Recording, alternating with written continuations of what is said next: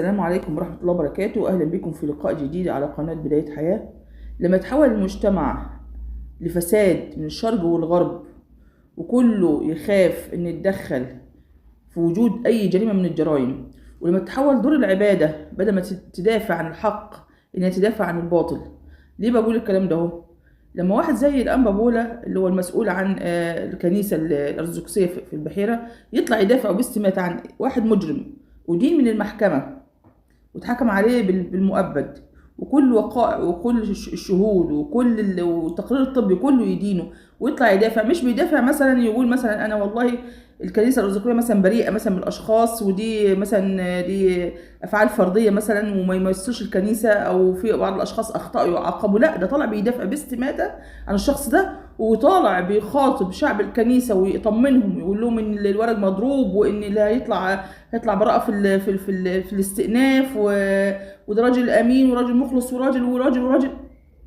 انت وتتحجج بتقول دفاع عشان فتنه طائفيه والموضوع خد اتجاه طائفي. لا، ده مش اتجاه طائفي. اولا الاتهام وجه لشخص بعينه، كان في مسجد بقى، كان في كنيسه، جت صدفه ان هو في كنيسه او الكنيسه مسؤوله عن المدرسه دي كلها من محض صدف مش اكتر.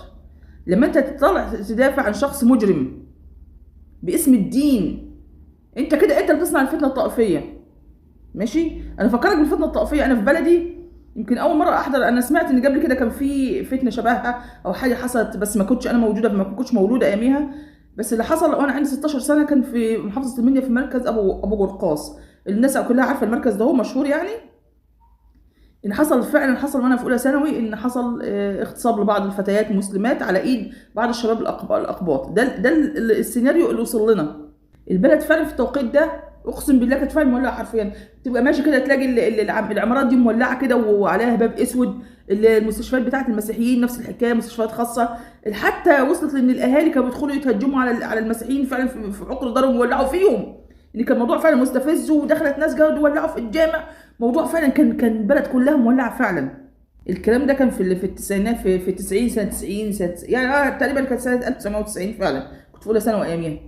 البلد فعلا كانت خربانه، وبداوا يجيبوا معرفش مشايخ وقساوسه لنا في المدارس ويوجهونا، وعدم الانسياق للفتنه الطائفيه. فعلا كان في احتقان، ويمكن على ما اظن لغايه دلوقتي يعني سبب انهم بيحطوا حراسه على الكنائس بسبب الموضوع ده اللي حصل في بلدي. ده في بلدي في المركز اللي انا كنت عايشه فيه. انا كنت عايشه في المركز ده وشفت كان في احتقان فعلا بين المسلمين والمسيحيين. ان في بعض الشباب خدوا بنات معرفش في محل في محافظه المنيا كانوا بيلبسوا في اللي هو المكان اللي بيلبسوا فيه البنات يغيروا هدومهم، وكانوا حاطين كاميرات وصوروا البنات. بعد كده هددوهم وقالوا معرفش كان موضوع مخدرات يعني لازم